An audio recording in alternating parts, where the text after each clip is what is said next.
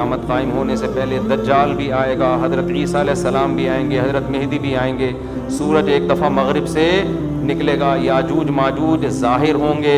کچھ قیامت کی علامتیں تو ظاہر ہو چکی ہیں، حدیث میں آتا ہے عرض حجاز سے ایک آگ نکلے گی جو اونٹوں کی گردنوں کو روشن کر دے گی۔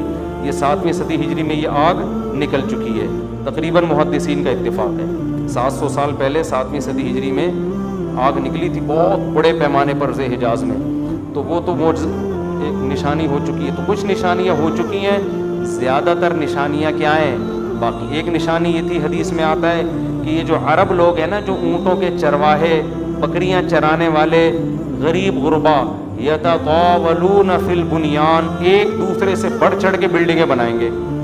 تو عرب میں جو اونٹ چرانے والے، جو ان میں جو کرپٹ لوگ ہوتے تھے، وہ تو حاجیوں کو لوٹ کے گزارا کرتے تھے، پاؤں میں چپل نہیں ہوتی تھی، حفاتن عراتن عالتن، حدیث میں آتے ہیں ننگے پاؤں ننگے سر لوگ، ننگے بدن لوگ، ایسا نوٹ چھاپیں گے، ایسا پیسہ آئے گا کہ بلڈنگوں پر بلڈنگ۔ تو یہ تو دبئی میں آپ شارجہ میں دیکھ لو، سعودی عرب بھی بنا رہا ہے، ایک بڑا شہر آباد کر رہا ہے، اور برج خلیفہ اتنی بڑی بلڈنگ بنا دی کہ اس کو آدمی دیکھتا ہے تو ٹوپی سر سے گر جاتی ہے اس کی۔ تو یہ بھی قیامت کی علامت تھی جو پوری ہو چکی ہے۔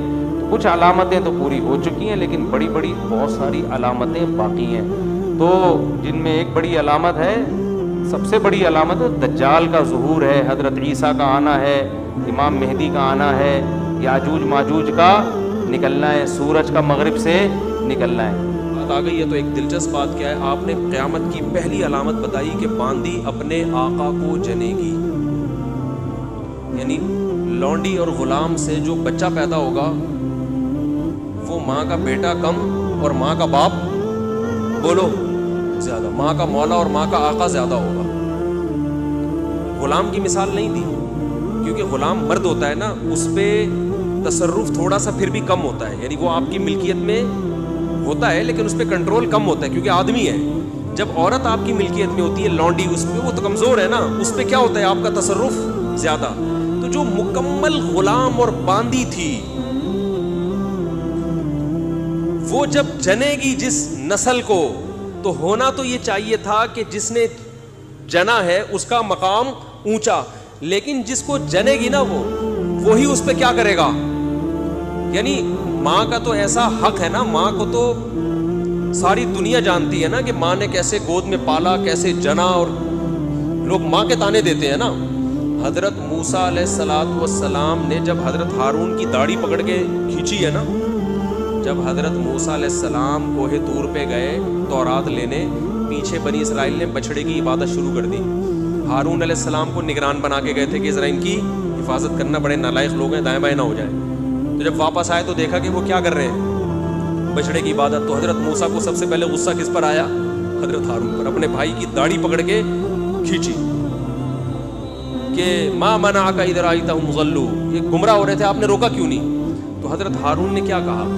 باپ کا واسطہ نہیں دیا بلکہ ماں، لا یبن اماں، اے میری اماں کے بیٹے، اے میری ماں کے بیٹے، کیونکہ یہ رشتہ فوراً سمجھ میں آتا ہے، ماں کا واسطہ، کیونکہ محبت کی علامت ہے نا۔ ابا جو ہے نا وہ تربیت کے لیے اللہ نے بنایا، وہ محبت واپس زیادہ ابا سے امیدیں نہیں لگائے گا۔ ابا کی ایک الگ ویلیو ہے، محبت بہت زیادہ کرتے ہیں ابا، لیکن وہ جتلاتے نہیں ہیں، وہ کہہ رہے ہیں تمیز سے زیادہ لاڈ پیار دکھاؤ گے نا ابا، یہ ہو گیا میں تمیز سے بیٹھ وہاں جا کے آرام سے، ٹھیک ہے نا، بات ہے ادب تمیز۔ ماؤں کو زیادہ ادب تمیز نہیں، ماؤں کو لاڈ چاہیے ہوتے ہیں، تو اس لیے ابا محبت تو بہت کرتے ہیں لیکن وہ آسانی سے سمجھ میں نہیں آتی کیونکہ تعظیم اس پہ غالب ہوتی ہے۔ اماں کی محبت 2 منٹ میں سمجھ میں آ جاتی ہے۔ تو جب بھی واسطہ دیا جاتا ہے کس کا؟ اماں کا۔ تو حضرت ہارون بھی واسطہ کس کا دے رہے ہیں کہ بھائی ایک ہی ماں کے ہم دونوں اولاد ہیں، آپ اتنی سختی تو نہ کریں نا، ماں کا واسطہ دے رہا ہوں آپ کو، یہ ابن اماں، اے میری اماں کے بیٹے۔ تو ماں جو اتنا قریبی رشتہ ہے، جس کی محبت سب کو سمجھ میں آتی، اس کو غلام بنا لینا تو یہ کھوپڑی میں آنے والی بات نہیں ہے۔ لیکن حدیث میں کیا آتا ہے؟ قرب قیامت میں بیٹا کیا ہوگا؟ ماں پہ حکومت کرے گا، بیٹا ماں پہ حکومت کرے گا۔ تو ہونا تو یہ چاہیے تھا کہ جو جنے، وہ جس کو آپ جن رہے ہیں وہ گویا ایک قسم کی لونڈی غلام ہو، ماتحت ہو، لیکن الٹا حساب ہو رہا ہوگا۔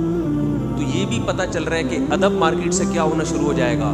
شارٹ۔ مطلب حدیث کا یہی ہے کہ چھوٹے چھوٹے جو ہے نا وہ بڑوں کی جگہ ہو جائیں گے اور بڑے, اور یہ خدا کی قسم آج اپنی آنکھوں سے میں دیکھ رہا ہوں, زیادہ تر لبرل لوگوں کے گھروں میں دیکھ رہا ہوں, دیندار گھروں میں کم.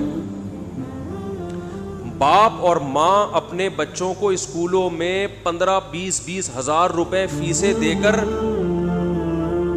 بدتمیز بنا رہے ہیں باقاعدہ پیسوں کے ذریعے. یعنی اسکولوں میں پڑھا رہے ہیں, ماڈرن اسکول ہیں, اور بہت ہی ماڈرن قسم کے اسکول جن میں مذہب نہیں ہے, بچہ انگلش بہت اچھی بول لیتا ہے, اور ٹھیک ٹھاک فیسیں دے کے کیا کر رہے ہیں, اپنی نافرمانی پیسے دے کے سکھا رہے ہیں. آج بھی میرے پاس ایک کیس آیا, کسی کو نہیں پتا چلے گا کس کی بات ہو رہی ہے. ایک صاحب نے کہا میں نے اپنی بچی کو ایڈمیشن کروایا, میں 20 ہزار روپے فیسیں دے رہا ہوں, اور وہ چرس پی رہی ہے, وہ پتہ نہیں کتنے لڑکوں سے دوستیاں لگا رہی ہے. تعلیم کو فوکس کرنے کے چکر میں تہذیب کا بیڑا غرق کر دیا. یعنی گویا کہ پیسے دے کے باقاعدہ کیا جا رہا ہے, اپنے بچوں کو خراب کیا جا رہا ہے. تو جنا بھی خود, احسان بھی خود کیا, اور نکلا کیا رزلٹ, وہی آپ پہ کیا کر رہا ہے حکومت, وہ آپ کی ایک بات ماننے کے لیے تیار نہیں ہے. تو یہ وہ دور ہے جس سے ہم گزر رہے ہیں. تو اس میں بھی ادب کی تلقین کی گئی ہے. جب کچھ اس طرح کے لوگ آتے ہیں نا میرے پاس, کہ باپ بیٹا بیٹھا ہوا ہوتا ہے اور باپ اپنے بیٹے کی شکایتیں کر رہا ہوتا ہے بڑے دھیمے لہجے میں کہ بچے کو غصہ نہ آ جائے, اور بیٹا جواب دے رہا ہوتا ہے بڑی اونچی آواز میں. یہ میں نے بہت دیکھ لیا ہے, بہت دیکھ لیا اپنی زندگی میں. اس سے مجھے فوراً وہ حدیث یاد آتی ہے کہ اس کو باپ ہونا چاہیے, اور اس کو باپ کو یہ ڈر لگتا ہے کہ یار اب میری اولاد ہے, یار میں کوئی اونچی آواز کو سخت ایک دم میٹر نہ گھوم جائے اس میں. دیکھو یہ اولاد کے نالائق ہونے کی علامت ہے کہ آپ نے اپنے باپ کو یہ اتھارٹی نہیں دی ہے کہ وہ آپ کو ڈانٹ سکے. اگر آپ کا باپ آپ کو ڈانٹتے ہوئے گھبراتا ہے نا, خدا کی قسم یہ باپ کے خراب ہونے کی دلیل نہیں ہے, یہ اولاد کے خراب ہونے کی دلیل ہے. یہ اولاد کے خراب, وہ ڈر لگتا ہے اس کو کہ یار کچھ بول دوں تو ایسا نہ ناراض ہو جائے. میں نہیں کہہ رہا اولاد پہ بیجا سختیاں کریں یا خام خامے ڈانٹ ڈپٹ کرتے رہیں, اس سے تو ڈپریشن کے مریض بنتے ہیں.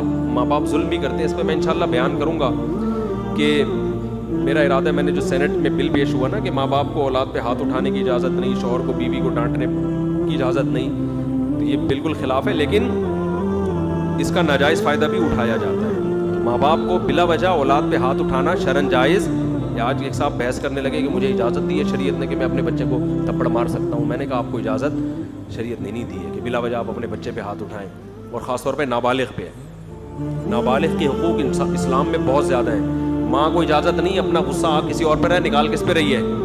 میں نے ماؤں کو دیکھا ہے, طبیعت خراب ہے, جھنجھلا رہی ہے, بچے کو پکڑ کے طبیعت سے کوٹ دیا اس کو بیچارہ. بعض بچے ماں کی چنگیز خان جیسی مائیں ہوتی ہیں, وہ بچے ٹھٹر کے ان کی